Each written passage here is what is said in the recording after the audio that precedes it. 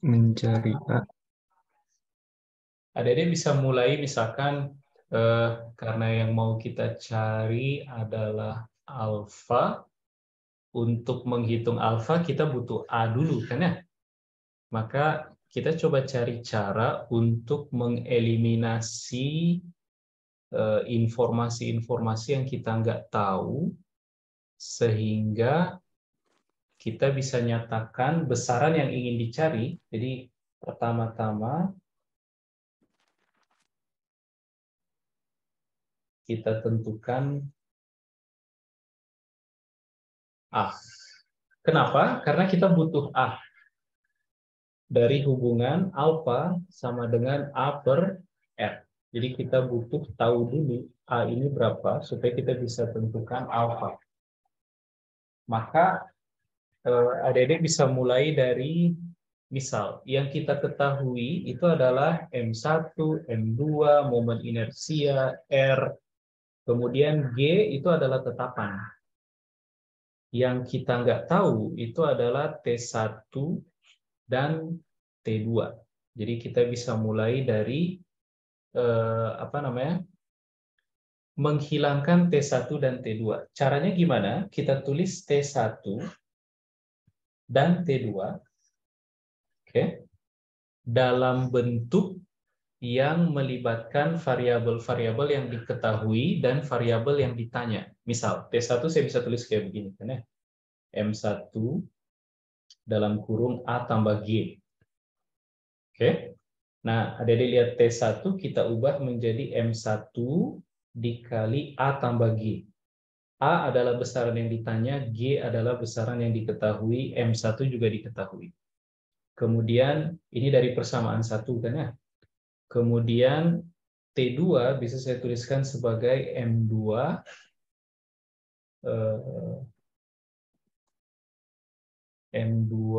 dalam kurung G min A. Ini dari persamaan ketiga. Kemudian kedua ini kita substitusikan ke persamaan 3. Maka adik-adik akan dapat R dikali T2, T2-nya adalah M2G min A, kurangi R dikali T1, T1-nya adalah M1A per G, A plus G, sorry, sama dengan I dikali A per R. Kemudian kita kelompokkan semua yang mengandung G dan semua yang mengandung A, supaya kita bisa pisahkan A dengan G, dan kita bisa tulis sebuah hubungan yang dia memuat informasi A sama dengan apa kali apa tambah apa, dan seterusnya. Maka ini kalau adik-adik bongkar lagi, ini RM2G min RM2A min RM1A min RM1G sama dengan I A per R. Kemudian kita kelompokkan yang ada A, kita pindahkan dua suku ini ke ruas kanan misalkan. Sehingga di ruas kiri tinggal R kali G dalam kurung M2 min M1, ya kan? Sementara di ruas kanan kita punya I per R tambah M1R tambah M2R dikali A. Sampai sini adik-adik bisa paham? Bisa ikuti sampai sini? Bisa ya? Nah, maka adik-adik lihat, maka kita punya hubungan yang menceritakan ke kita bagaimana cara menghitung A dari semua besaran yang diketahui. R diketahui, G diketahui, M2 diketahui, M1 diketahui, kemudian I diketahui, maka I per R diketahui, M1 dan R diketahui, M2 dan R diketahui. Maka adik bisa tulis A kalau begitu sama dengan M2 min M1 G dikali R sama dengan I per R plus M1R plus M2R. Atau saya bisa tulis kayak beginilah. M2 min M1 kali G dibagi I per R kuadrat tambah M1 tambah M2. Oke? Sampai sini oke, Adik-adik? Sampai sini oke? Oke, Pak. Oke ya. Nah, kita tinggal substitusi angka-angka M2 berapa tadi? 0,3, M1 0,1. Berarti yang di pembilang itu adalah 0,3 kurangi 0,1. Berapa tuh? 0,2 kilogram dikali G. Coba kita lihat di soal. Oke, G-nya disuruh pilih 10. Kalau di kop soalnya ada keterangan gunakan konstanta fisis G sama dengan 10 meter per detik kuadrat. Jadi ya sudah, kita pakai G 10 meter per detik kuadrat karena petunjuk di lembar soalnya suruh kayak begitu, dibagi dengan I-nya berapa tadi? 4 kali 10 pangkat min 3 kilogram meter persegi dibagi R kuadrat. R-nya berapa tadi? 20 cm. 20 cm berarti 0,2 meter kuadrat tambah M1 0,1 kilogram tambah M2 0,3 kilogram. Kita dapat ini nilainya sama dengan, kita coba cek pakai kalkulator. Adik-adik dapat 4 meter per detik kuadrat. Oke? Nah, maka adik bisa langsung dapat alfa. Jadi, alfa sama dengan A per R, 4 meter per detik kuadrat dibagi 0,2 meter. Oke? Ini sama dengan berapa? 20 radian per detik kuadrat. Oke? Jadi kita peroleh alfa 20 radian per detik kuadrat. Sampai situ bisa diikuti? Pak, boleh menanya, Pak? Ya, boleh. Persamaan duanya gimana tadi dapatnya, Pak? Persamaan dua yang? Yang slide sebelumnya, Pak. Yang RT2 kurang RT1. Oh, kamu telat datang? Iya, Pak. Oke. Kita coba lihat ulang.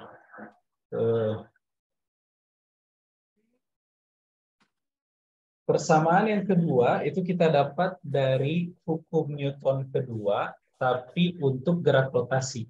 Karena persamaan yang kedua ini, dia adalah persamaan gerak untuk katrol. Katrol dia hanya melakukan gerak rotasi saja. Oke? Nah, kalau kamu ingat, saya tulis bawah sini, ingat,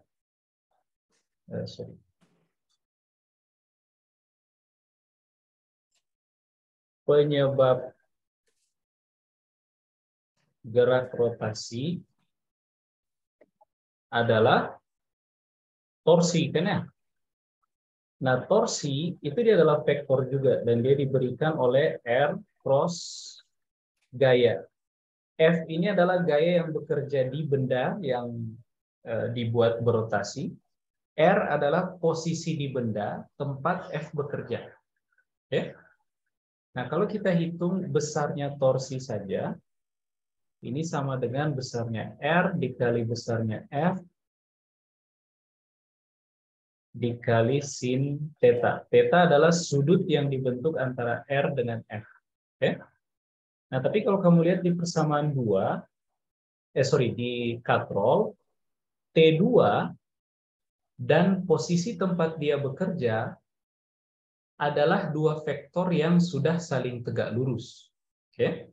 Jadi besar torsi yang diakibatkan oleh T2 itu langsung bisa saya tuliskan sebagai R dikali T2 yang ini.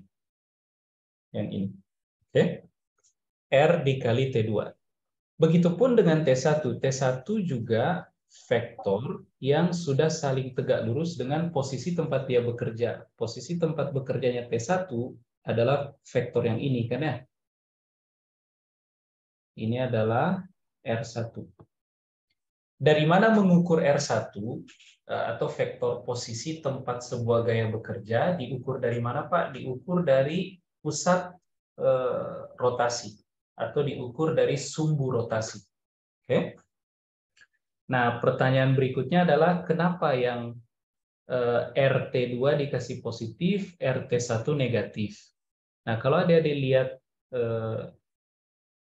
peristiwa yang terjadi di katrol ini, katrolnya mula-mula nggak cuma katrol, sistem M1, M2 bersama katrol itu dalam keadaan tidak bergerak, kemudian kita lepas. Nah, karena M2 lebih besar dari M1, maka kita bisa menduga bahwa gerakan yang terjadi adalah seperti ini. M1 naik ke atas, M2 turun ke bawah. Sementara katrol itu akan berotasi searah dengan putaran jarum jam. Oke. Nah, kita definisikan arah gerak tiap benda ini sebagai arah positif. Misalkan untuk massa 1.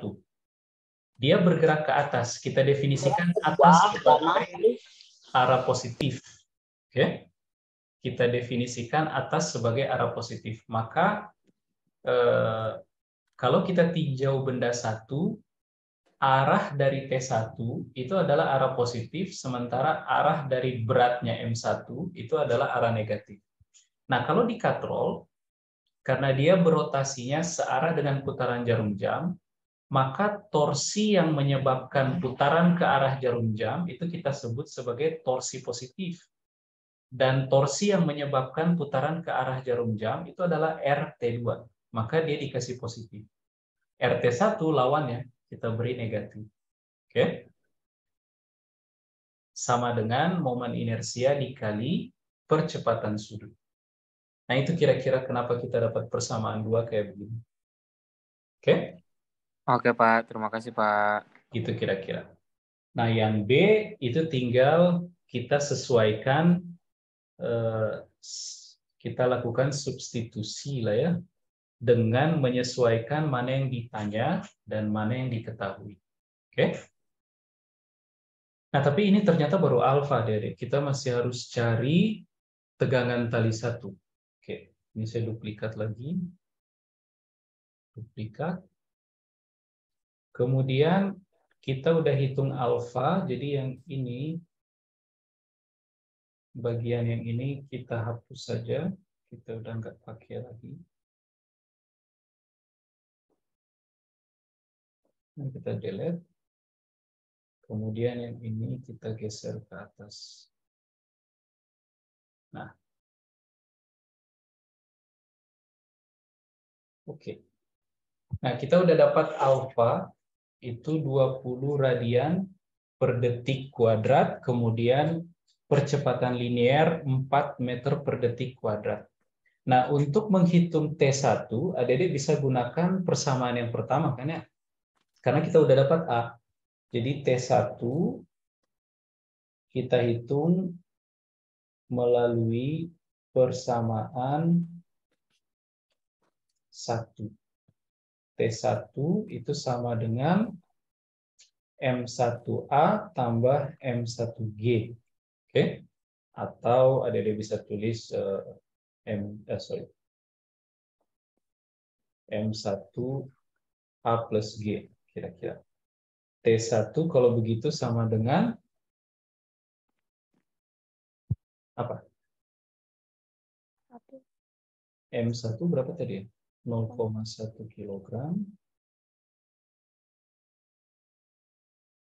Kemudian A itu adalah 4 meter per detik kuadrat, G 10. Jadi 14 meter per detik kuadrat. Oke. Maka adik-adik dapat kalau gitu ini sama dengan 1,4 Newton. Oke.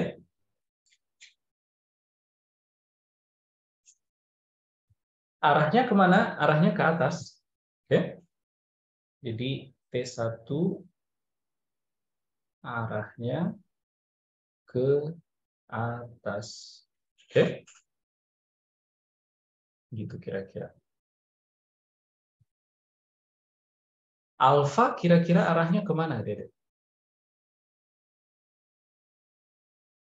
Alfa arahnya kemana? Kalau adik-adik coba ingat-ingat yang kita bahas di kuliah.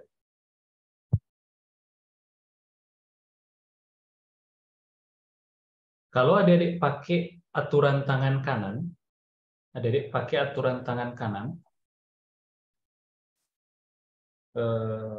kayaknya saya dulu pernah gambar di kelas kayak begini kan ya. Ini ibu jari adik-adik, ini 4 jari yang lain. Oke. Nah, adik-adik lihat arah lengkungan 4 jari adik-adik itu adalah arah rotasi. Kemudian arah yang ditunjukkan oleh ibu jari itu adalah arah vektor rotasi. Oke? Adik-adik masih ingat ini kira-kira? Aturan tangan kanan. Oh, sebentar. Pak, maaf tadi kenapa R-nya jadi kuadrat? Oke, kenapa R jadi kuadrat di halaman sebelumnya? Oh, yang ini ya. Yang ini?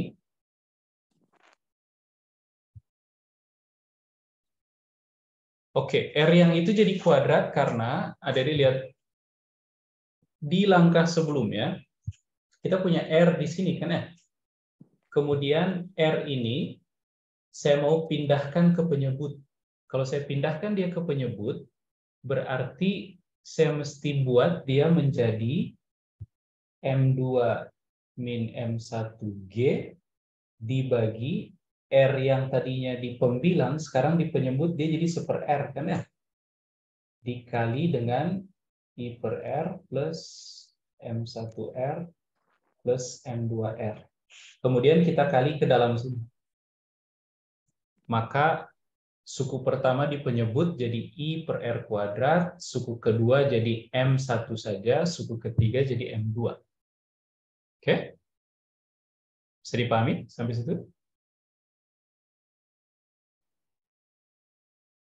Bisa dipahami ya?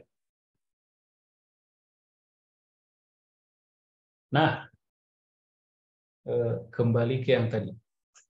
Arah vektor alfa kemana, adik-adik?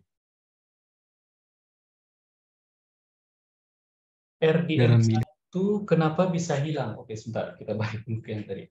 Ke arah R di M1 kenapa bisa hilang? Nggak hilang sebenarnya. Ini 1/R waktu kita kali ke dalam, yang ini. Waktu kita kali. Ini bakal sampai habis nggak sih? Bakal sampai Ini waktu kita kali ke dalam, maka suku yang pertama itu jadi I per R kuadrat. Kemudian suku yang kedua M1R, R-nya itu bagi R kan ya?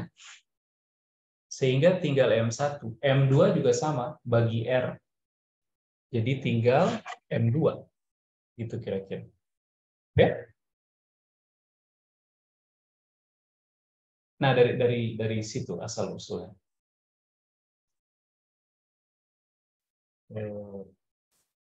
Oke.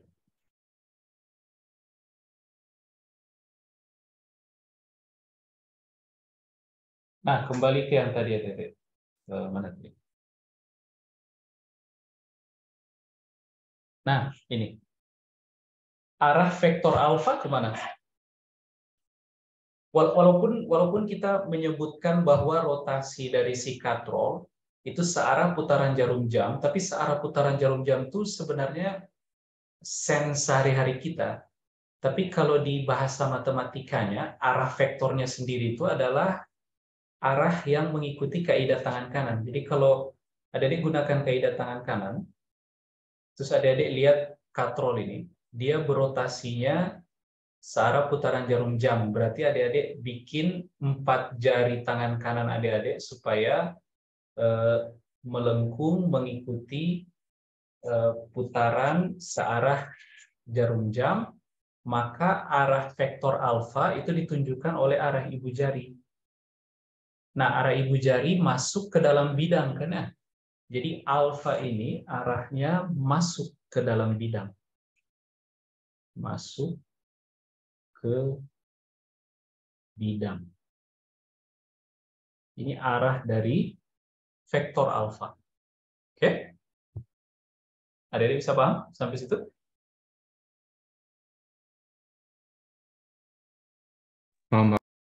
T1 arahnya ke atas, alfa arahnya masuk ke bidang. Oke? Karena di soal dia minta tentukan percepatan dan tegangan tali. Adik-adik ingat bahwa percepatan dan tegangan tali adalah besaran vektor.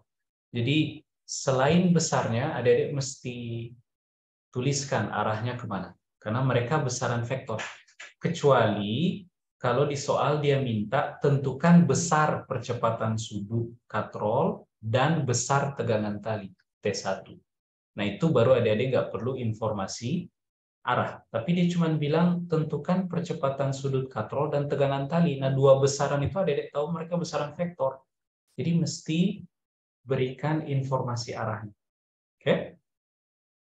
Bisa dipahami sampai situ adik-adik?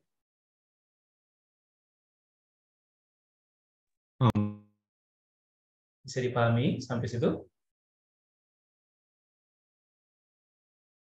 Bisa, Pak. Saya. Nah, sekarang kita lihat yang C. Setelah katrol berotasi selama, sebentar, ini kaidah tangan kanan kita singkirkan dulu ke sebelah sini. Sekarang yang C. Setelah katrol berotasi selama T sama dengan 500 milidetik, tentukan sudut rotasi yang telah ditempuh katrol setelah 500 milidetik. Oke. Oke. Nah, adik-adik lihat, kita ingin menghitung posisi sudut yang telah ditempuh oleh katrol. Jadi, kalau katrol awalnya tidak bergerak, kan ya? Kemudian kita gambar garis kayak begini misal. Garis ini horizontal pada saat T sama dengan 0.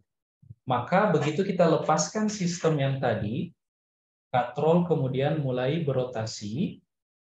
Oke. Maka beberapa waktu kemudian garis yang merah ini itu dia akan pindah misalkan ke sini. Oke. Nah, sudut ini theta, dia adalah sudut yang ditanya oleh soal bagian C ini. Oke. Jadi sudut rotasi yang telah ditempuh akibat dia berotasi selama berapa tadi? 500 milidetik. Itu kira-kira berapa sudutnya? Oke. Nah, itu yang mau kita cari sekarang. Nah, adik-adik ingat hubungan berikutnya. Ingat bahwa kalau kita punya informasi posisi sudut terhadap waktu, maka untuk mendapatkan kecepatan sudut, adik-adik bisa tentukan dia dengan mengevaluasi turunan pertama dari posisi sudut terhadap waktu. Kemudian kalau adik-adik udah tahu omega atau kecepatan sudut, adik-adik bisa hitung percepatan sudut sebagai fungsi waktu dengan cara mengambil turunan pertama dari omega terhadap waktu. Atau ini ekivalen dengan mengevaluasi turunan kedua dari posisi sudut terhadap waktu. Oke? Nah, di kasus kita, yang kita peroleh di soal sebelumnya adalah alfa justru. Sehingga kita perlu berangkat dari alfa malah. Nah, kalau kita ketahui alfa, oke, kemudian kita mau tahu omega, caranya gimana, Adik-adik? Ada yang masih ingat? Lawan dari turunan apa? Integral. Integral. Maka adik-adik integralkan alfa. Kalau alfa kita integralkan, oke, maka kita akan dapat informasi kecepatan sudut. Tapi ingat, integral itu harus melibatkan informasi kecepatan sudut di waktu sebelumnya. Oke?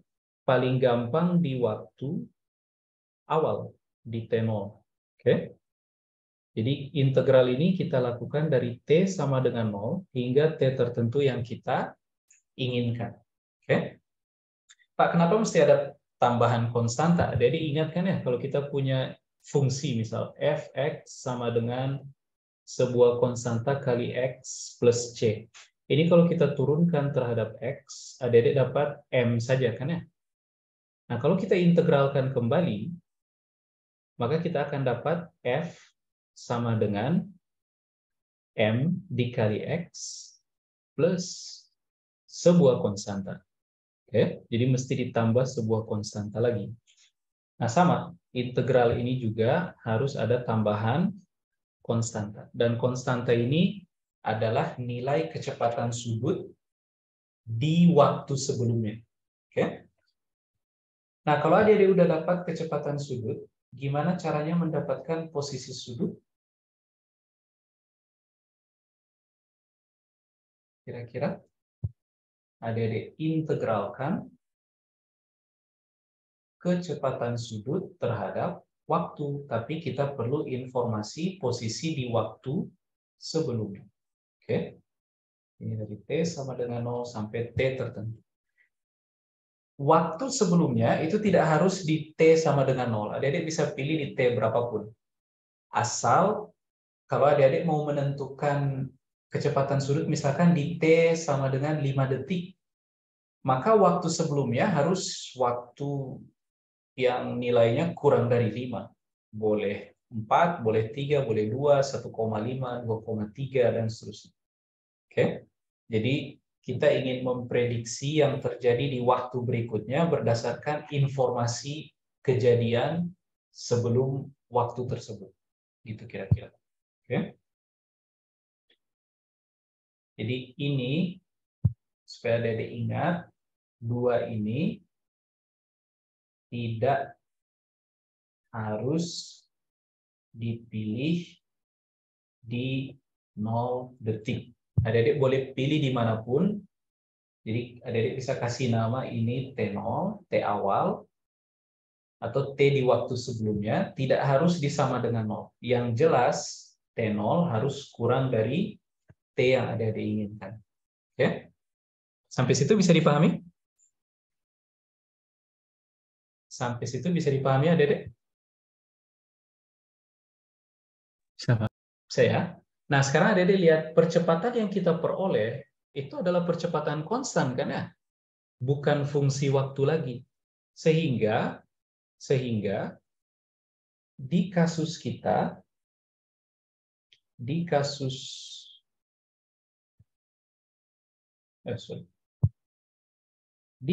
yang sedang dibahas,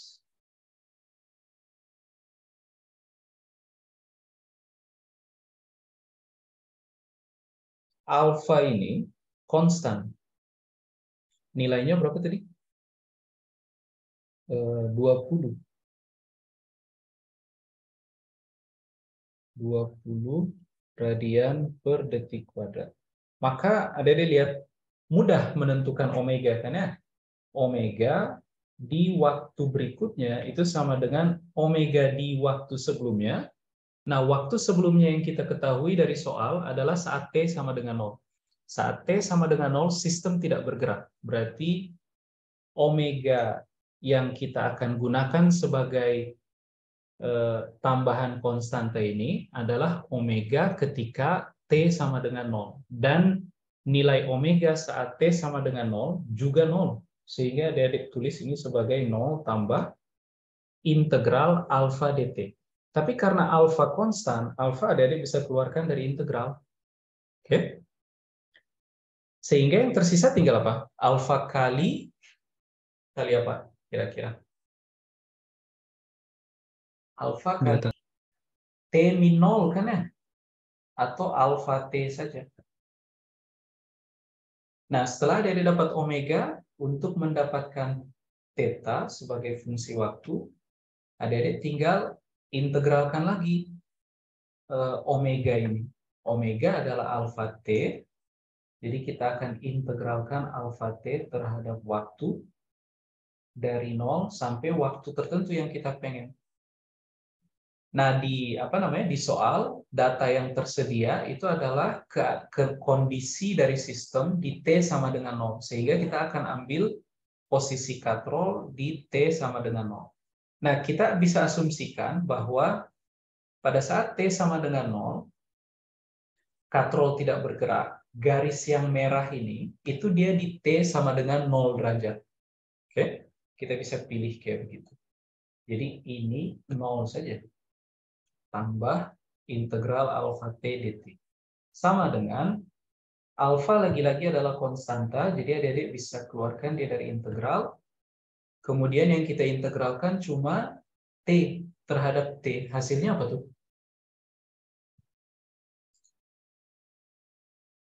Hasilnya setengah T kuadrat. Oke? Adik-adik bisa paham sampai sini? Atau kita bisa tulis setengah alfa T kuadrat. Nah, dari sini adik-adik bisa tentukan kalau begitu saat T sama dengan berapa tadi? 500 milidetik atau 0,5 detik. Theta itu sama dengan setengah kali alfa 20 radian per detik kuadrat dikali T kuadrat. T-nya adalah 0,5 detik kuadrat. Theta sama dengan berapa, adik? 0,5 kuadrat itu 0,25 kali 10 berarti 2,5 radian. Oke? Sampai situ bisa dipahami, adik-adik?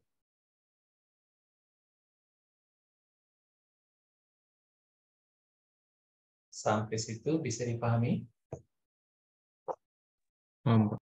Paham ya? Ada pertanyaan sampai sini, adik-adik?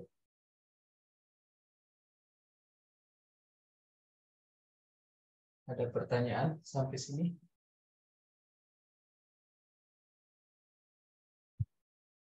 Tidak ada?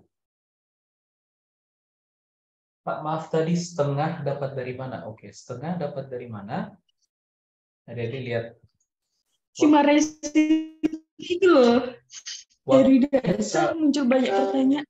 Waktu kita melakukan integral yang ini, oke, itu kita mengintegralkan alfa T terhadap T. Tetapi alfa konstan kan ya? Karena alfa konstan, alfa bisa keluar dari integral. Sehingga yang kita lakukan itu sebenarnya alfa dikali integral T dt. Dari T sama dengan 0 sampai T tertentu yang kita mau. Integral T terhadap T apa?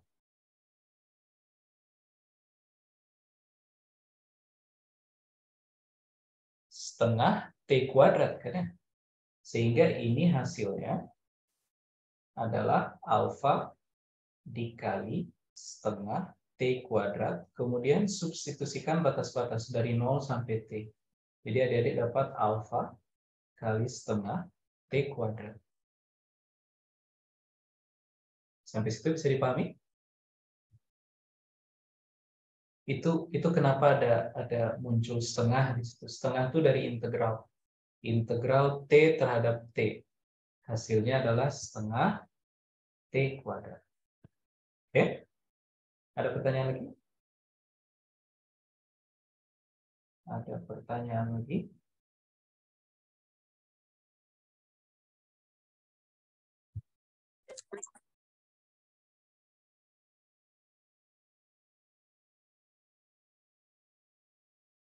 Ada pertanyaan lagi, Adik-adik?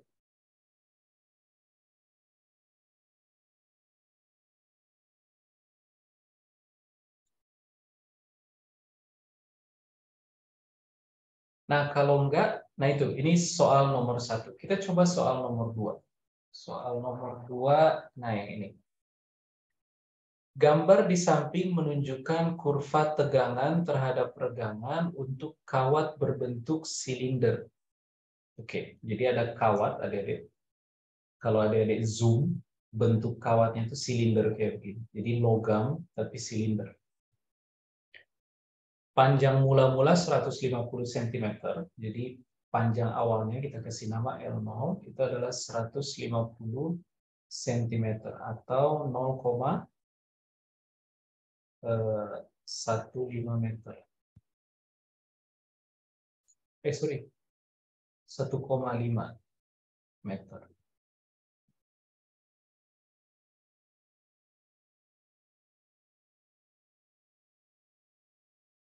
Oke. Kemudian diketahui luas penampangnya 1 cm persegi. Luas penampang itu adalah luas irisan dari si luas irisan melintang dari si kawat ini. Jadi kalau ada iris, nanti ada punya luas kayak begini kan ya. Ada iris melintang. Nah, luas ini adalah luas lingkaran sebenarnya kan ya. Dan diketahui dia 1 cm persegi. 1 cm persegi, berapa meter persegi? 10 pangkat min 4 meter persegi. Oke. Tentukan modulus yang dari bahan kawat tersebut. Oke, kita coba lihat dari grafik.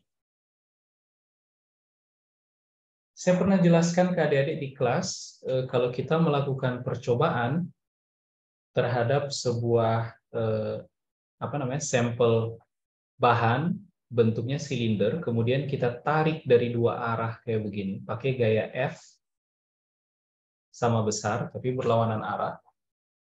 Oke, maka kalau kita data ini misalkan luas penampangnya A, kemudian adik-adik melakukan percobaan ini berkali-kali. Jadi adik-adik pertama gunakan nilai F1 misalkan. Oke. Kemudian ditarik dari 2 arah dengan gaya F1 masing-masing, maka penambahan panjangnya misalkan delta L1. Oke. Lakukan lagi percobaan yang sama, tapi dengan gaya berbeda. Misalkan F2 lebih besar dari F1, adik-adik dapat penambahan panjangnya delta L2, dan seterusnya. Adik-adik lakukan berkali-kali, sampai F ke N. Oke. Kemudian adik-adik buat plot antara F dibagi A, oke, dengan penambahan panjang dibagi panjang awal. Maka adik-adik akan dapat kira-kira bentuknya kayak begini kalau adik-adik plot.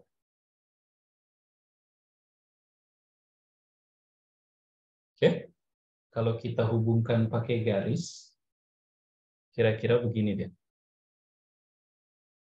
Dari 0,0,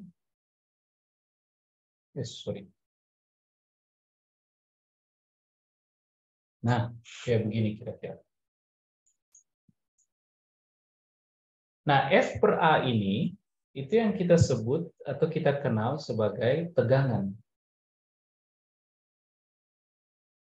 Kemudian delta L dibagi L0, itu yang kita kenal sebagai regangan. Oke? Nah, jadi lihat, kalau kita bagi kurva ini ke dalam beberapa segmen, maka adik-adik akan melihat ada beberapa segmen yang menarik di plot dari F per A terhadap delta L per L0. Segmen pertama yang menarik itu adalah bagian ini, sampai sini, kira-kira. Oke? Kenapa dia menarik? Karena adik-adik lihat, di bagian yang merah ini, bentuk kurvanya adalah garis miring. Oke? Artinya, di bagian yang merah ini, F per A itu berbanding lurus dengan delta L per L0. Oke?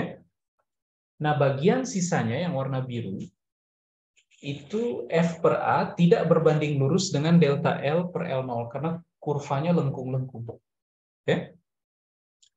Nah, di bagian yang linear ini, ketika F per A sebanding dengan delta L per L0, itu yang adik-adik kenal sebagai wilayah elastik. Nah, di wilayah elastik ini, deformasi yang dialami oleh si bahan, itu tidak akan permanen. Jadi, adik-adik bayangkan silinder ini kita tarik dari dua arah di kedua ujungnya. Kemudian dia mengalami perubahan panjang. Kalau perubahan panjangnya masih di batas elastik ini, maka waktu adik-adik lepas gaya tarik ini, maka benda tersebut akan kembali ke panjang semula. Nah, itu yang adik-adik sebut sebagai elastik. Tapi di luar dari wilayah elastik ini, deformasi yang terjadi itu bisa permanen. Sehingga benda nggak akan kembali ke panjang semula. Nah, wilayah ini yang adik-adik kenal sebagai wilayah plastik atau wilayah plastis. Oke? Nah, wilayah yang elastis ini, kalau adik-adik tulis elastik F per A sebanding dengan delta L per L0, itu yang adik-adik kenal sebagai hukum Hooke.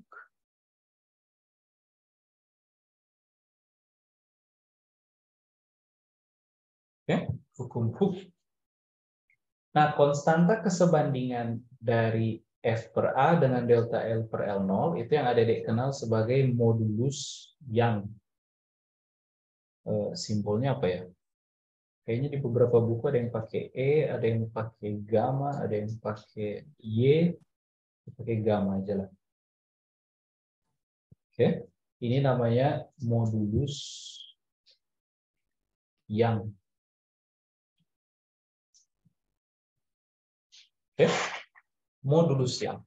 Nah, kalau adik-adik lihat di kurva eksperimen ini, modulus Young ini memberikan gradien dari wilayah elastik. Wilayah elastik itu berupa garis miring, maka modulus Young itu adalah gradien dari kurva tersebut. Sehingga adik-adik lihat di soal ini. Kalau begitu gimana menentukan modulus Young dari bahan ini? Adik-adik lihat, cukup lihat bagian yang linear ini saja, kemudian hitung gradiennya berapa. Cara menghitung gradien gimana kira-kira? Kemiringan dari si garis miring ini. Adik-adik tinggal ambil delta Y dibagi delta X. Nah, kita nggak mungkin ambil delta Y di sini. Pertama, karena titik ini kita nggak tahu Y-nya berapa. Oke? Jadi kita ambil yang jelas sekali kelihatan nilainya berapa. Yaitu yang ini. Ini udah ditandai oleh pembuat soalnya. Yaitu 150 kali 10 pangkat 6 Newton per meter persegi. Jadi ini delta Y, dia sama dengan 10 pangkat 6 Newton per meter persegi. Kemudian delta X, itu adalah dari sini ke sini. Oke? Delta X adalah 0,002. Oke? Nah, maka gradien atau si modulus Young ini, adik-adik bisa hitung dari delta Y bagi delta X. Ini adalah delta X. Delta Y per delta X berarti 10 pangkat 6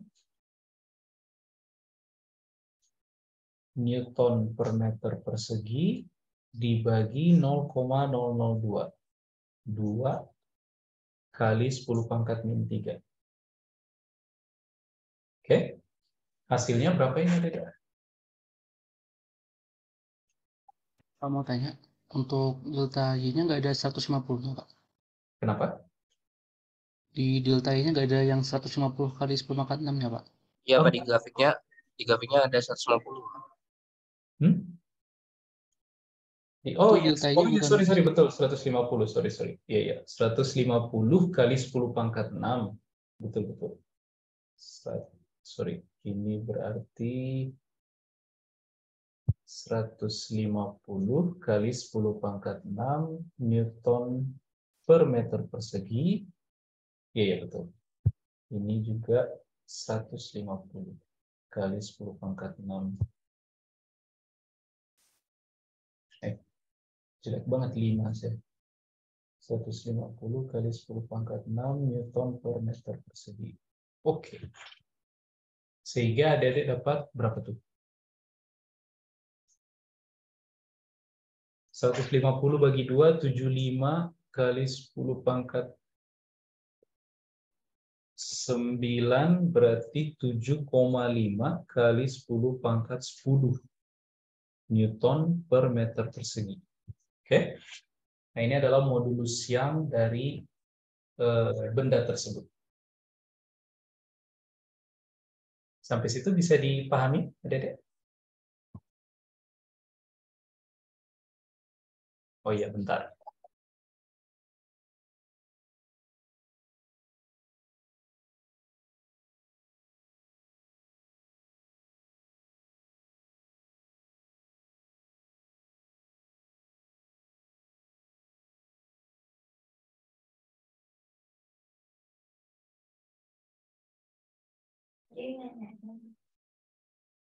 Oke.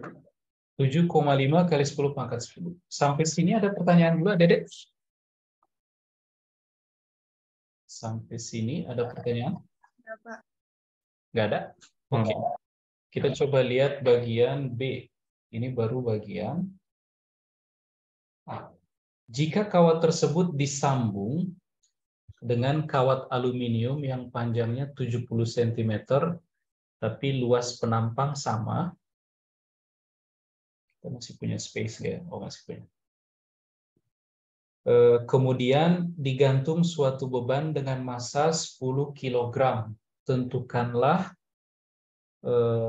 pertambahan panjang sistem gabungan kedua kawat tersebut. Oke. B, ini yang B. Bahan yang pertama tadi, panjangnya L0, kita kasih nama bahan 1 lah. Ini bahan 1. Jadi panjang awalnya kita kasih nama L0 dari bahan 1, ya kan? Kemudian luas penampangnya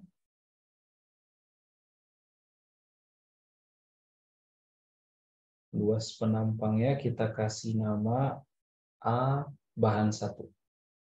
Nah, sekarang dia kita sambungkan dengan aluminium. Nah, kayak begini kira-kira. Ini aluminium. Kita sambung dengan aluminium.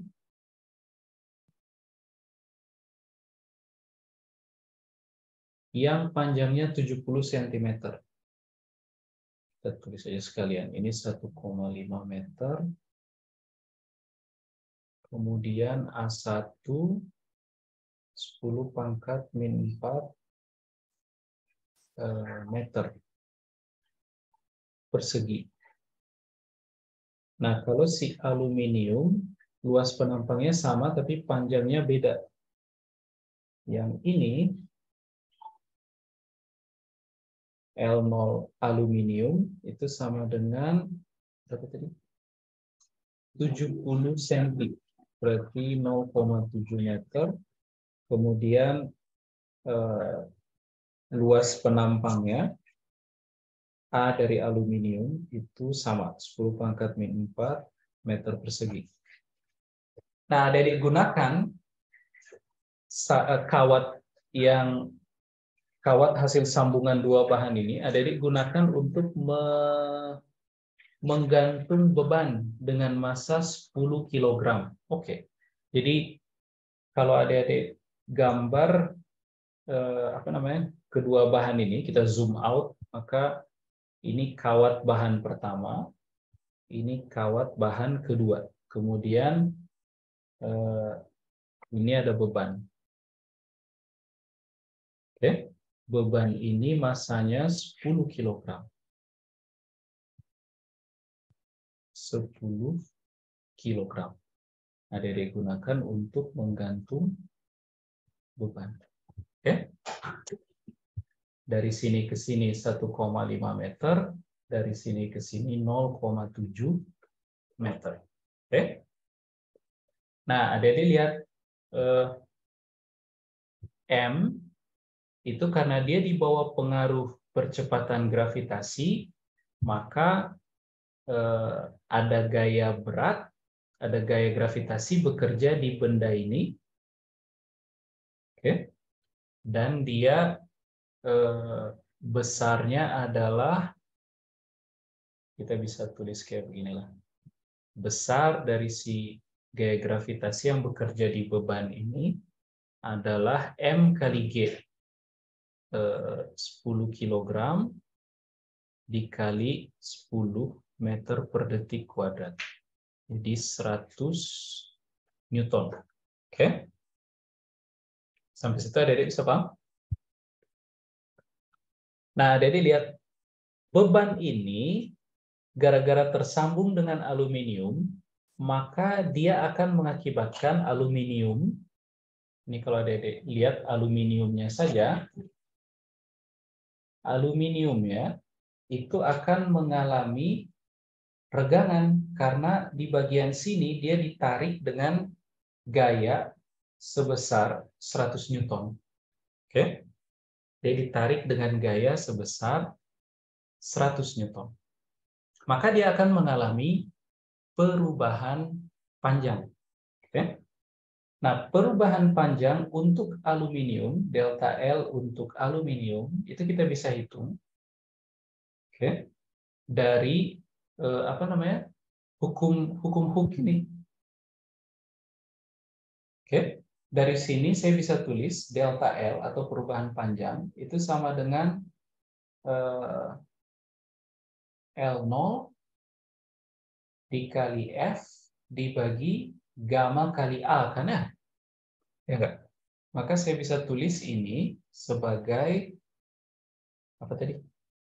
L0-nya aluminium, kemudian dikali F beban, dibagi modulus yang dari aluminium, dikali dengan luas penampang dari aluminium. Oke. Nah, adik-adik tinggal substitusi angka-angka 0,7 meter dikali F beban 100 Newton dibagi modulus yang dari aluminium. Berapa tuh? Kayaknya di soal tadi ada. 7 kali 10⁻10 Newton per meter persegi.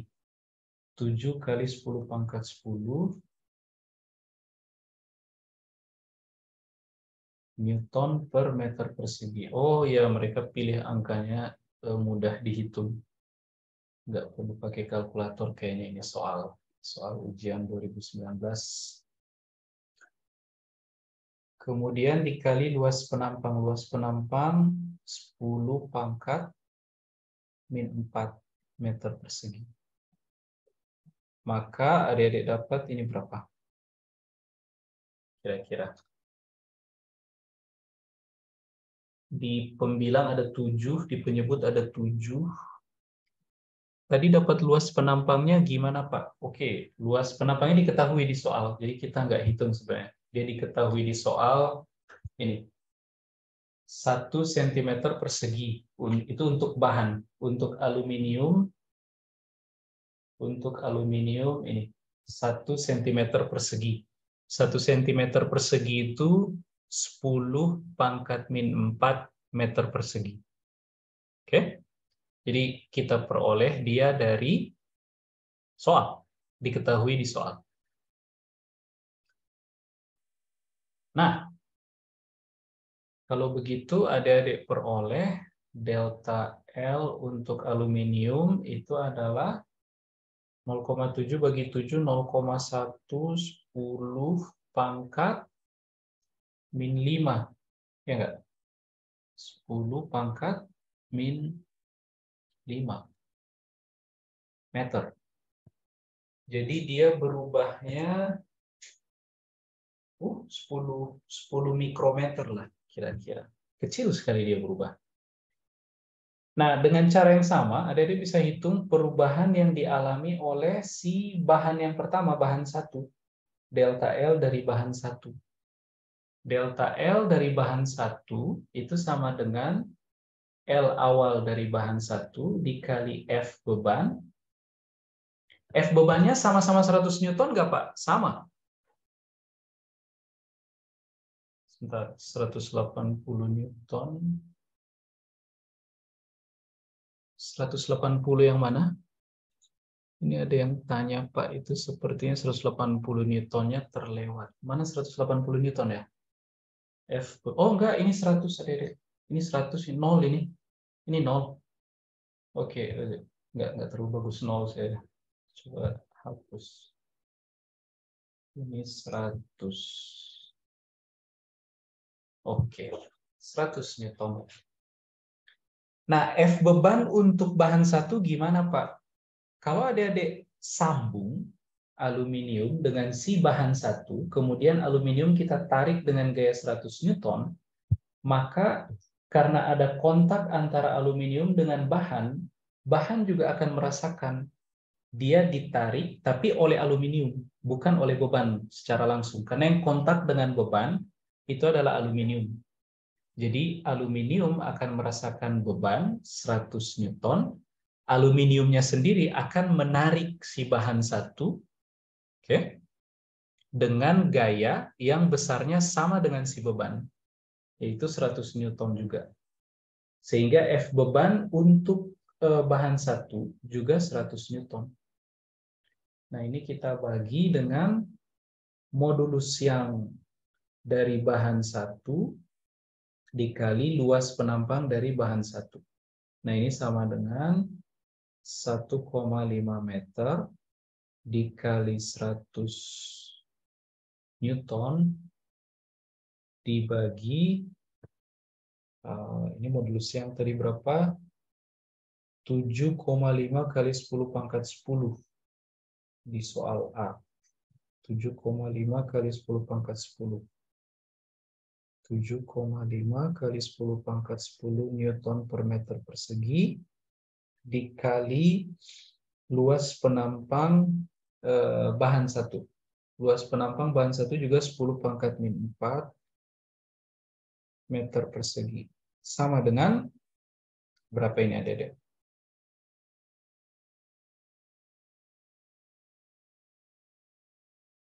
Satu 1,5 bagi 7,5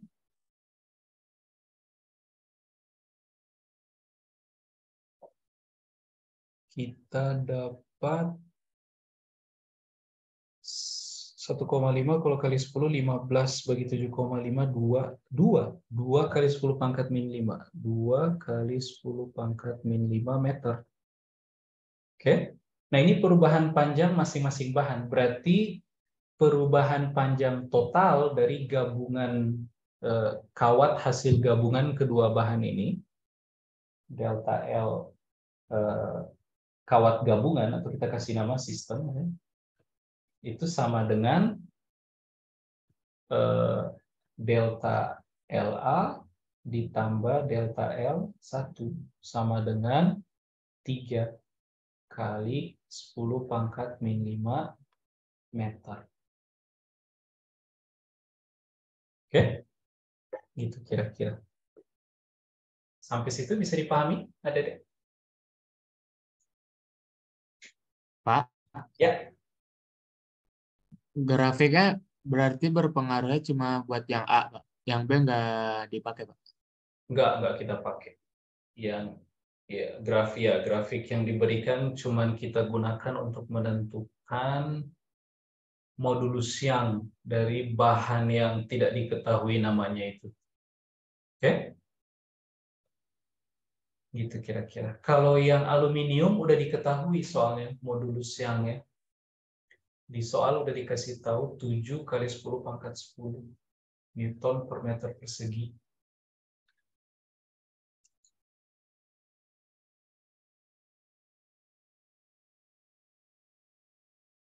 Oke? Ada pertanyaan lagi? Sampai sini. Boleh lihat yang B-nya tadi, Pak, mau difoto, Pak. Oh.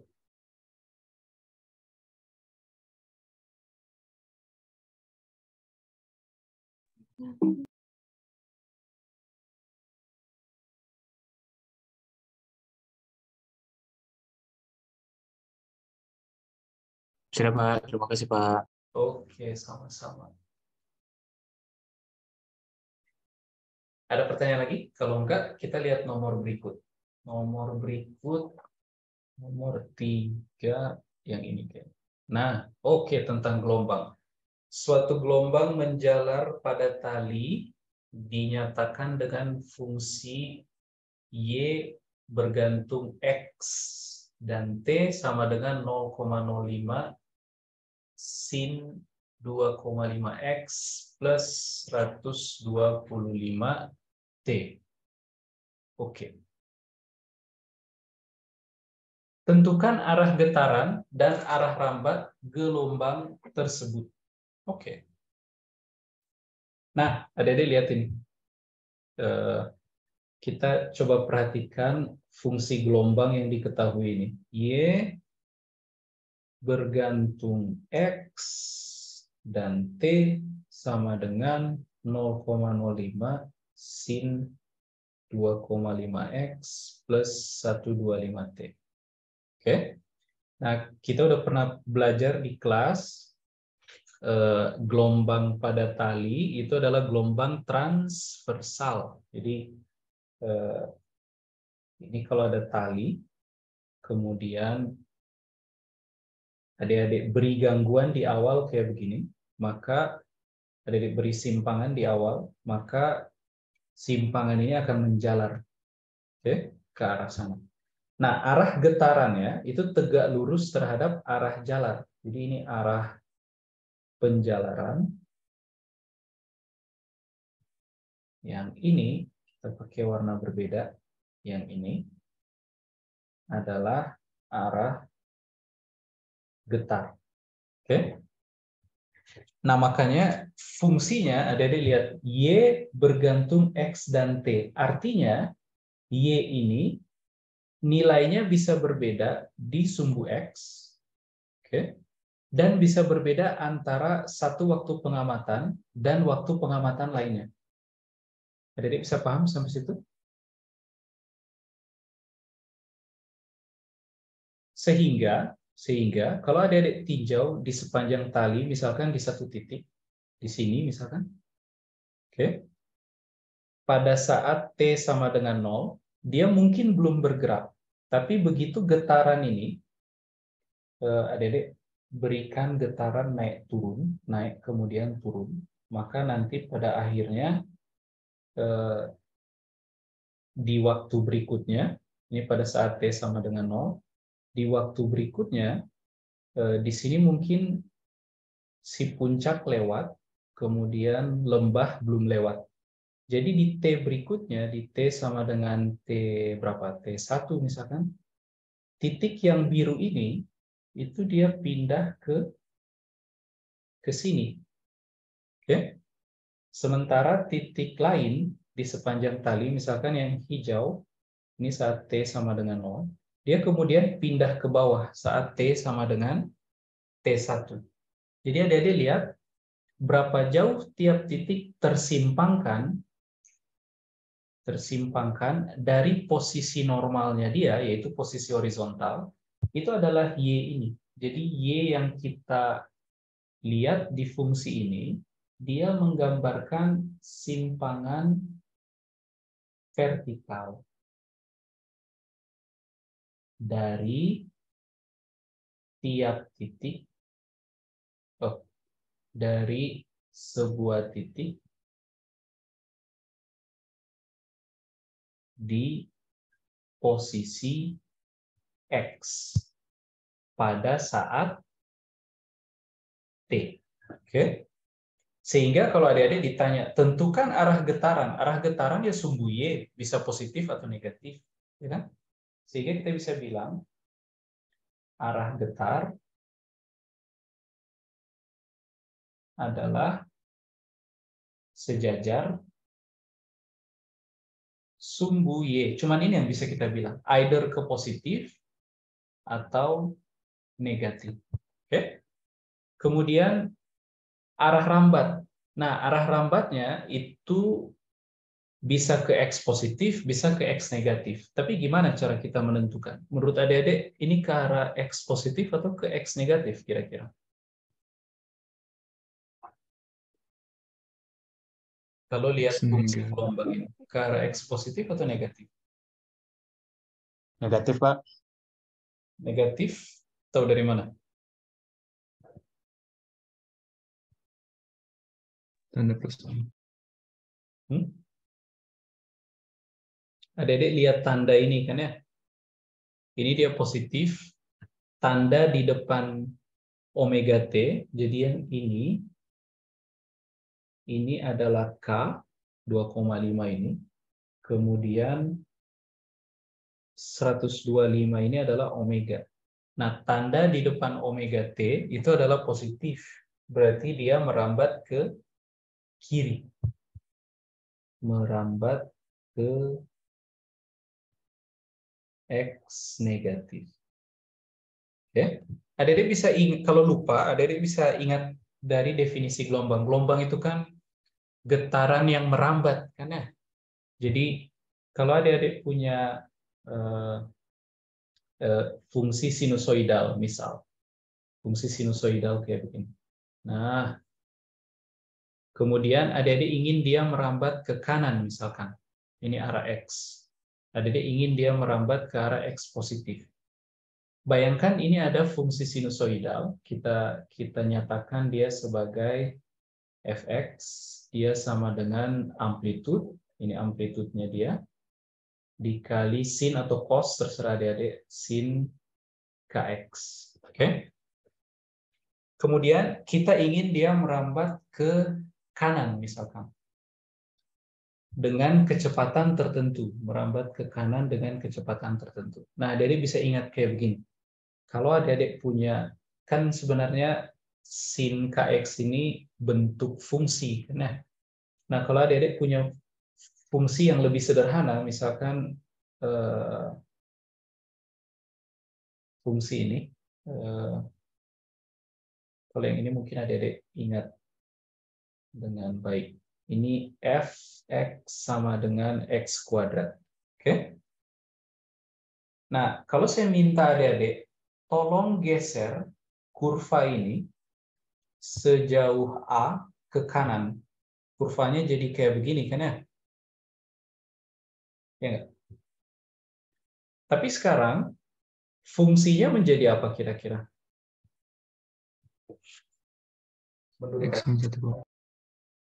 X kuadrat min dia masih kuadratik juga kan ya, cuman ada geser. Sekarang dia punya titik potong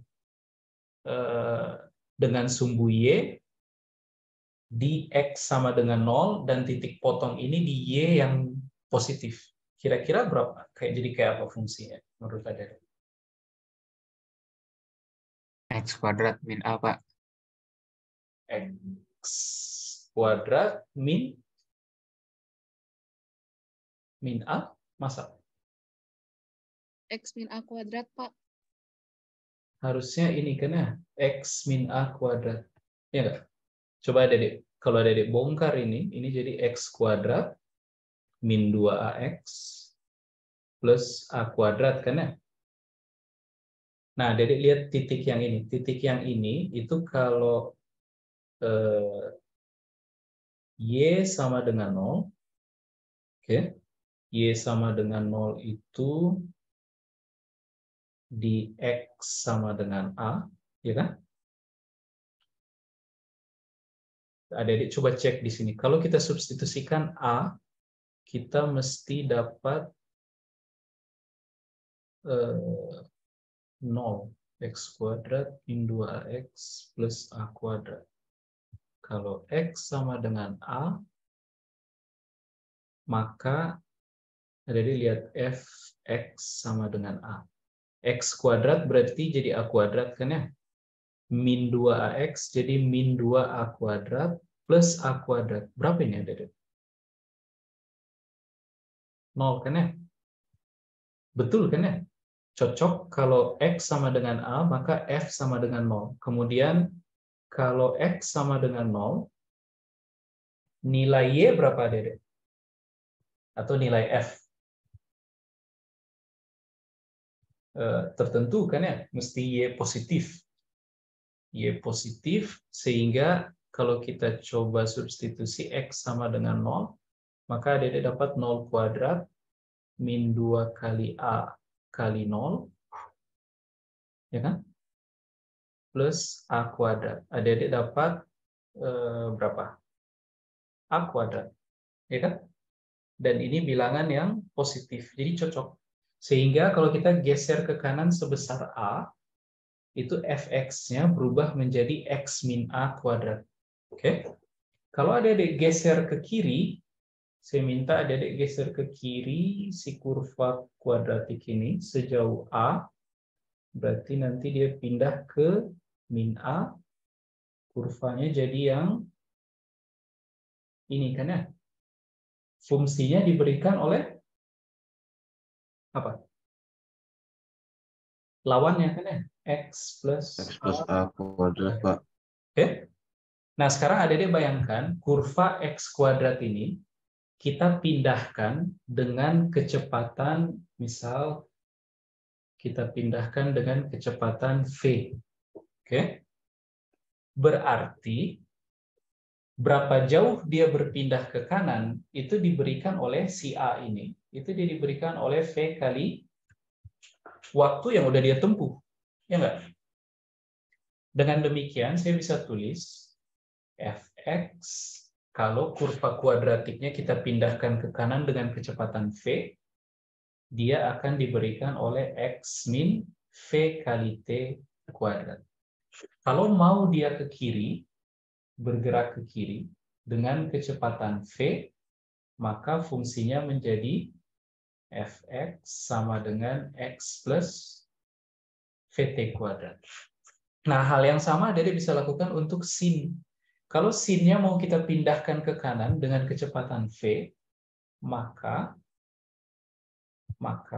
kalau dia bergerak, Fx bergantung T juga sekarang kan ya? Dia sama dengan A sin Kx min Vt. Ya enggak? Itu kira-kira. Atau ini K ini maksud saya bukan, kita tulis kayak begini aja, sin X biar gampang. Yang ini juga berarti menjadi sin X min Vt. Oke? Kalau dia merambat ke kiri, berarti sin X plus Vt. Oke? Nah, adik-adik bisa cek ini. Yang ini kan bisa saya tulis 0,05 sin dari, adik-adik lihat, kalau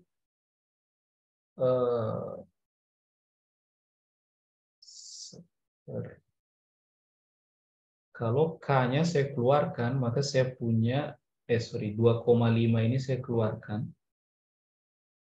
Maka saya punya X plus 125 per 2,5T.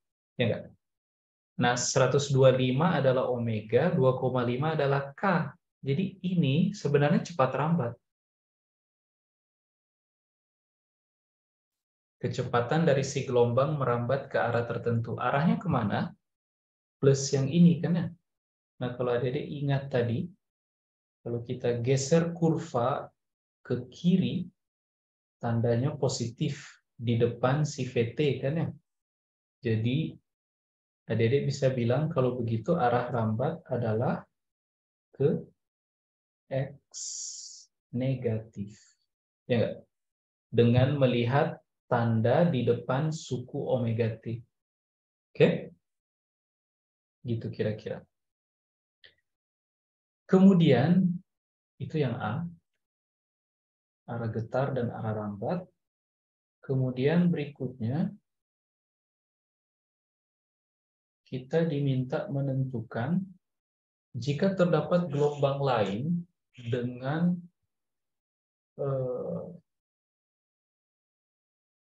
fungsi gelombang Y X, T 0,05 sin 2,5 X plus 125 T min pi per 6 dan bersuperposisi dengan gelombang di atas, tentukan fungsi gelombang hasil superposisinya. Oke.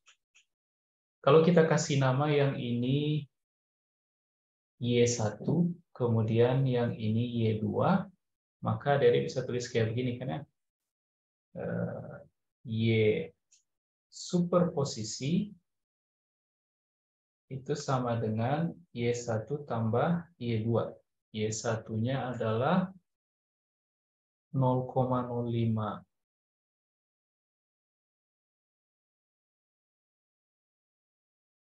sin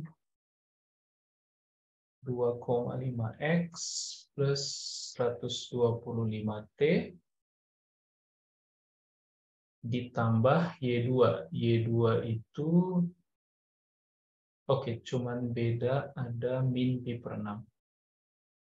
Tambah 0,05 sin 2,5 X plus 125 T min, ini T sorry ada deh, min pi per 6. Oke.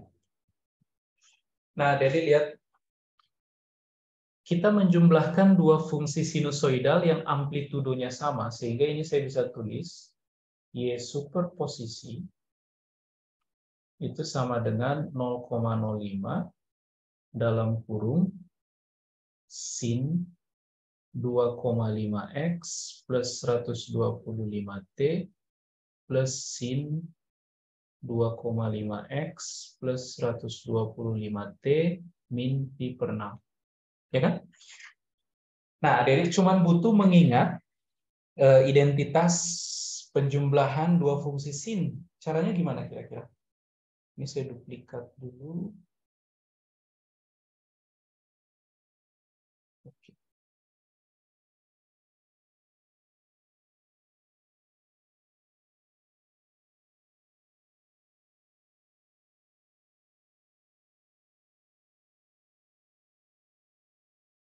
Kita duplikat. Ini udah duplikatnya kan? Oke. Kita duplikat, kemudian yang A kita hapus dulu.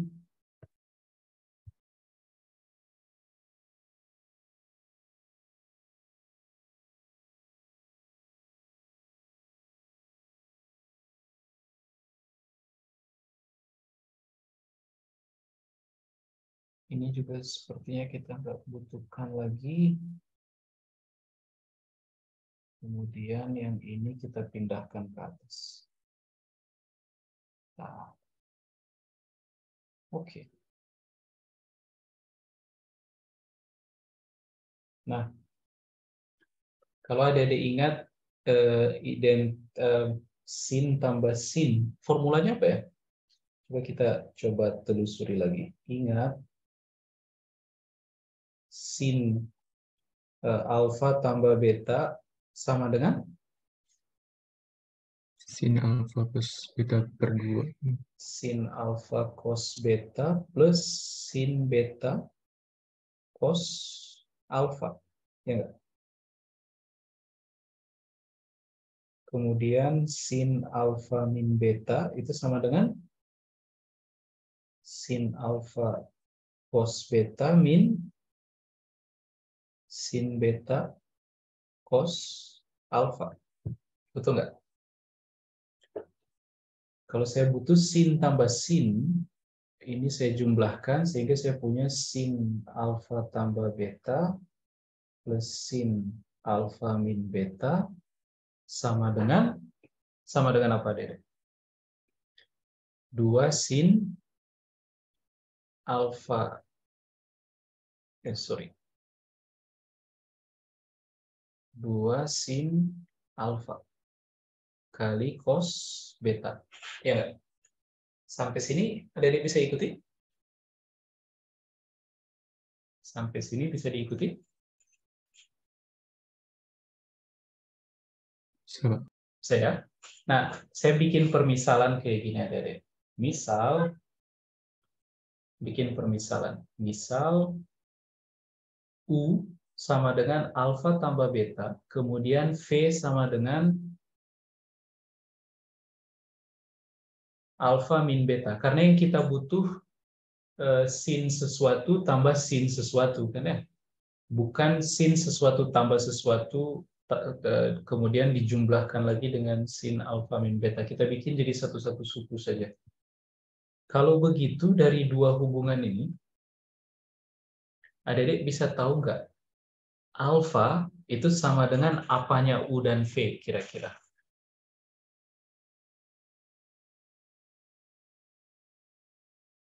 Kalau Adik jumlah ini, Adik dapat U tambah V sama dengan 2 alfa, kan ya? Sehingga alfa itu adalah setengah U tambah V. Beta gimana?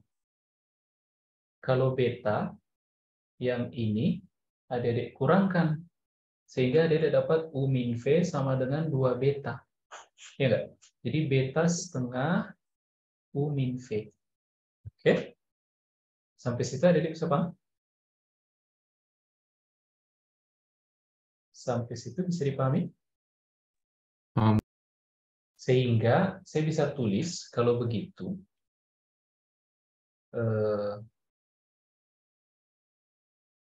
persamaan yang ini bisa saya tulis sebagai sin U tambah sin V sama dengan 2 kali apa tadi? Sin setengah U tambah V, ya kan?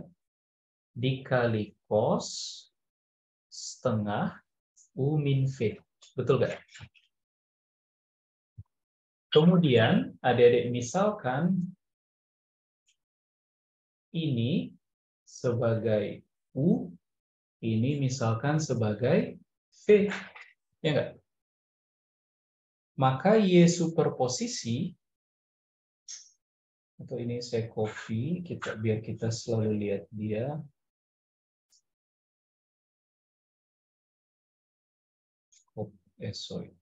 Copy. Kita paste di sini. Nah, ini V. Maka Y superposisi sama dengan apa, Dede? 0,05 dikali apa? Sin U tambah sin V sama dengan 2 kali sin dalam setengah U tambah V. U tambah V berapa tuh? 5X, ya kan? Tambah 250T min pi per 6. Oke? Dikali cos setengah U min V. U min V berarti 2,5X kurang 2,5X habis, 125T kurang 125T habis, 0 kurang min pi per 6. Jadi positif pi per 6. Oke? Sampai sini adik-adik bisa paham dulu?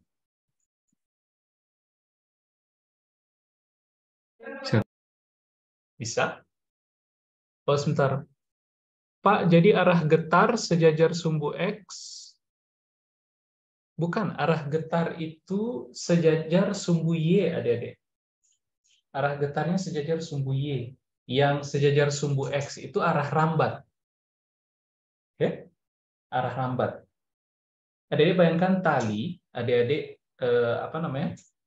Adik-adik beri getaran atas bawah, maka osilasi atas bawah ini nanti merambat ke bagian lain tali. Jadi arah getarnya ya arah sejajar sumbu Y, tapi osilasinya merambat ke arah sumbu X. Oke? Jadi adik-adik bedakan dua istilah tadi, arah getar dan arah rambat. Arah getarnya sejajar sumbu Y, arah rambatnya sejajar sumbu X. Oke? Nah, arah getar ya bisa ke arah Y positif atau negatif karena osilasinya naik turun kan ya. Nah, arah rambatnya kemana? Adik-adik lihat tanda di depan omega T, gitu kira-kira. Kalau dia positif, tanda di depan omega T berarti merambatnya ke X negatif. Kalau tanda di depan omega T adalah negatif, berarti merambatnya ke X positif. Oke? Jadi adik-adik perhatikan baik-baik soalnya nanti yang dia tanya arah getar atau arah rambat. Kalau di soal ini diminta dua-duanya, arah getar dan arah rambat. Oke? Gitu kira-kira. Kita kembali ke yang tadi.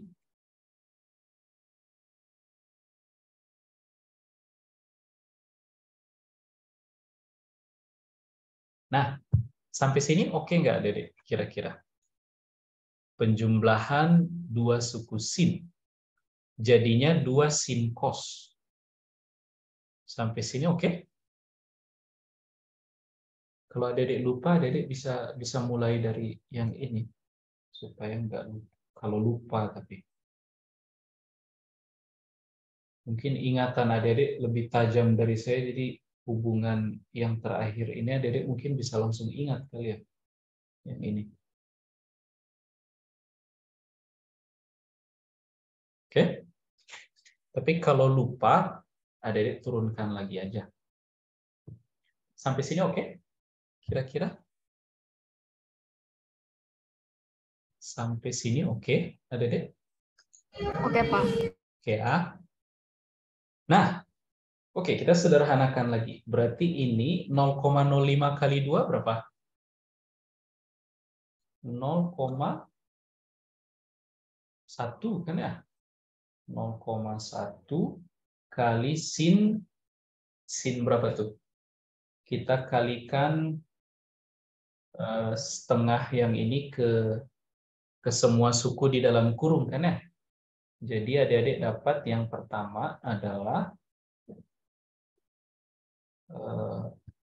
2,5x tambah 125T min pi per 12. Oke. Kemudian dikali dengan cos pi per 12. Nah, saya bisa tulis dia kayak begini, adik-adik. Ini sama dengan 0,1 kali cos pi per 12 dikali sin 2,5x plus 125T min pi per 12. Nah, ini adik-adik, yang ini adalah amplitudo yang baru. Amplitudo gelombang hasil superposisi. Oke? Jadi amplitudo gelombang yang baru, A dari, kita kasih nama A new, amplitudo dari gelombang baru, hasil superposisi dari kedua gelombang tadi, itu adalah 0,1 cos pi per 12. Oke?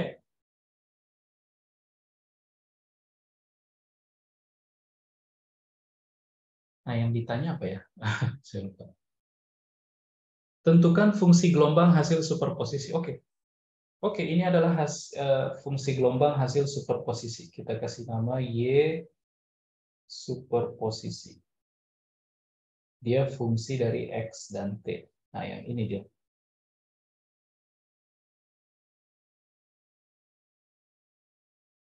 Oke. 0,1 cos pi per 12 itu adalah amplitudo gelombang hasil superposisi. Itu kira-kira. Kemudian, sampai sini ada pertanyaan dulu nggak? Ada deh. Sampai sini ada pertanyaan?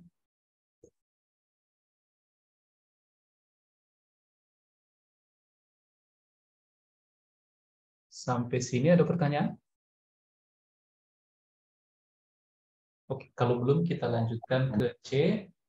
Dari hasil superposisi gelombang tersebut, tentukan amplitudo, panjang gelombang, frekuensi, dan laju getar. Oke, berarti yang C bisa langsung kita jawab sekaligus di sini. C. Nah, ini amplitudo yang baru ya ini 0,1 cos pi per 12. Oke. Karena ini adalah, kalau Adik lihat, kita punya ini. Sebentar. Kita punya suku ini dikali suku ini, ya kan? Suku yang kedua yang sin itu adalah fungsi X dan T. Berarti 0,1 kali cos pi per 12 itu si amplitudo yang baru. Oke? Itu kira-kira.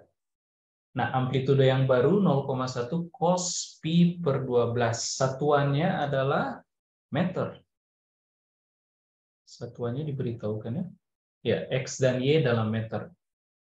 Berarti amplitudo yang baru 0,1 cos pi per 12, satuannya meter. Kemudian, apalagi yang ditanya? Panjang gelombang hasil superposisi. Panjang gelombang hasil superposisi, kalau adik-adik lihat, K-nya tetap sama, kan ya? Ini K, 2,5, ini omega. Oke? Jadi, adik-adik bisa tulis K sama dengan 2 pi per lambda, kalau adik-adik masih ingat, dan dia nilainya adalah 2,5. Oke? Satuannya apa? Sepermeter. Berarti dari sini adik-adik bisa peroleh lambda sama dengan 2 pi per 2,5 meter. Berarti lambda berapa tuh? 2 pi bagi 2,5. 2 per 5 per 2. 4 per 5, 0,8 pi. Jadi lambda sama dengan 0,8 pi meter. Kemudian, apalagi yang dia tanya?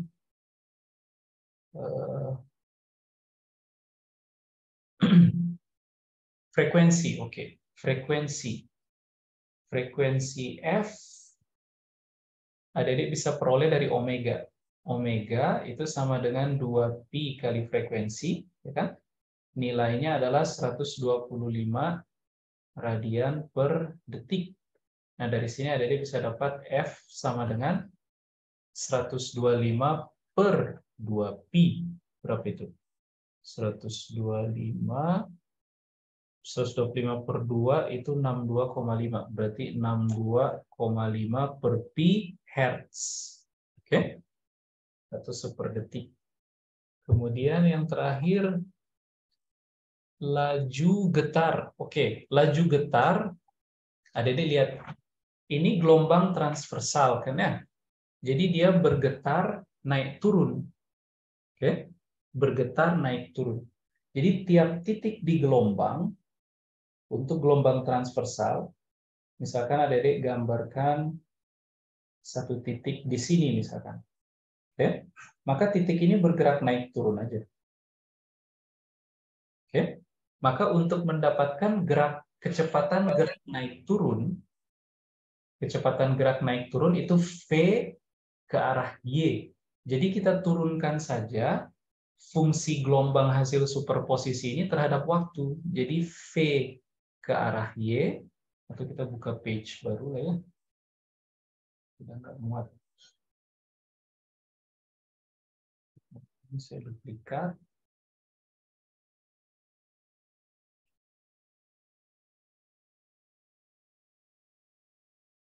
Nah, ini kita bersihkan dulu.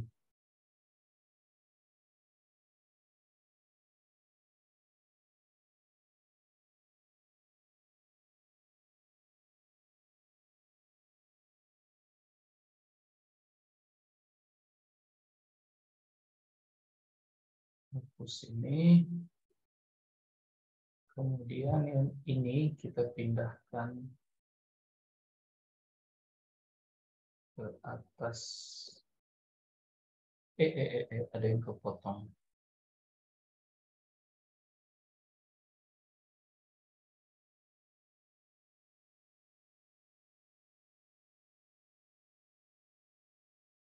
Nah, ini kita pindahkan ke atas. Ini buat yang C.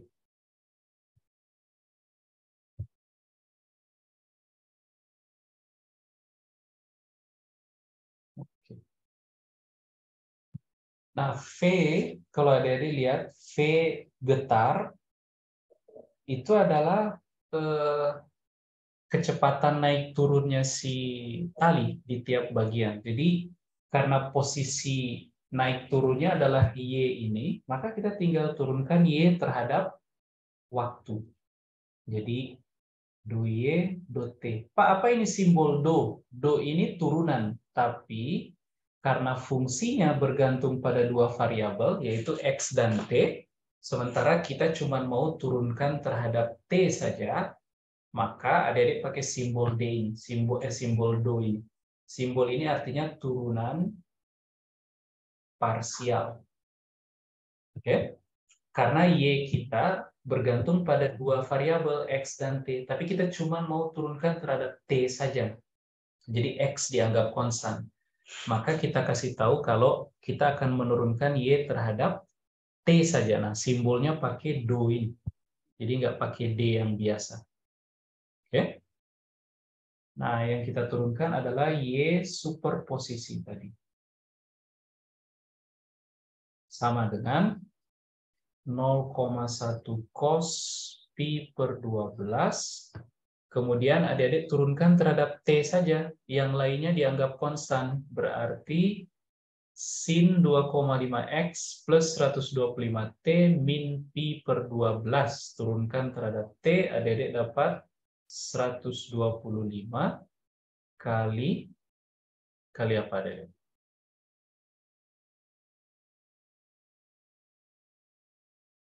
Kali turunan sin apa? Cos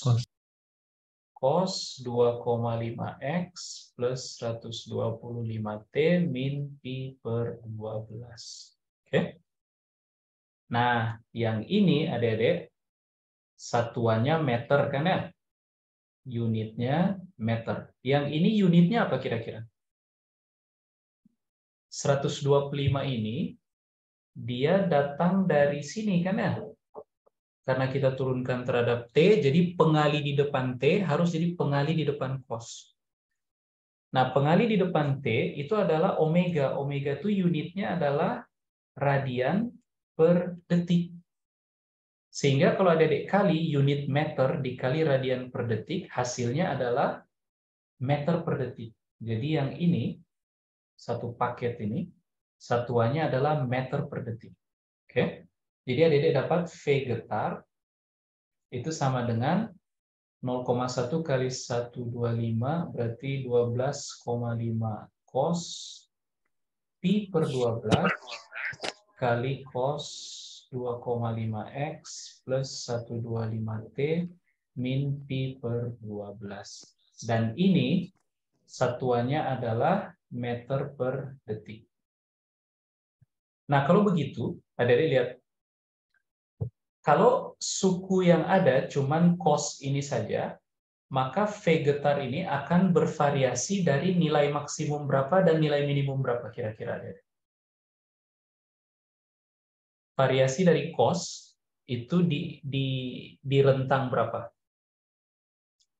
Min 1 sampai 1 kan ya? Jadi kalau cos saja itu amplitude dari si fungsi cuma 1. Tapi karena kita kali dengan ini 12,5 berarti kecepatan getar itu bervariasi pada rentang min 12,5 cos pi per 12 sampai positif 12,5 cos pi per 12. Dengan kata lain, 12,5 cos pi per 12 ini itu adalah laju getar maksimum, ya enggak? Laju getar maksimum itu diberikan oleh 12,5 cos pi per 12. Satuannya adalah meter per detik. Oke? Gitu kira-kira. Sampai situ bisa dipahami, Adik-adik?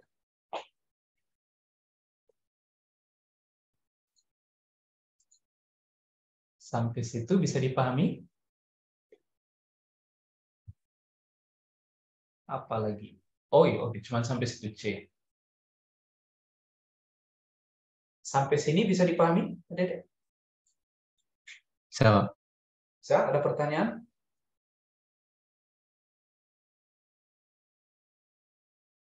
Ada pertanyaan sampai sini?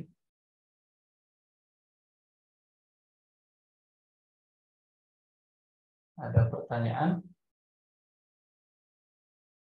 Tidak, Kak. Belum? Oke, kalau enggak, udah 17.42, ntar lagi azan maghrib. Berarti kita perlu 30 menit mungkin buat melanjutkan kedua nomor berikutnya. Tapi kalau mau lanjut, setelah sholat maghrib aja kali ya, Adik-adik. Setelah makan malam lah. Nanti saya mau lanjut bahas dua nomor terakhir mungkin sekitar jam 7.30, setengah 8. Kalau ada adik-adik yang mau ikut, silakan aja ikut. Tapi kalau adik-adik nggak mau juga mau belajar mandiri, silakan juga. Kalau ada yang ikut, ya saya teruskan dua nomor berikutnya. Dua nomor berikutnya itu fluida dan dan teori kinetik gas dan termodinamika. Tapi kalau nanti setengah 8 nggak ada yang ikut, ya udah berarti Zoom-nya saya tutup. Gitu aja kali ya. Nanti saya buka lanjutan buat bahas nomor 4 dan 5 jam 19.30, setengah 8. Kalau ada yang mau ikut silakan, kalau nggak juga nggak apa-apa. Oh, boleh lihat slide terakhir sebentar. Terakhir itu yang ini ya. Nah, ini.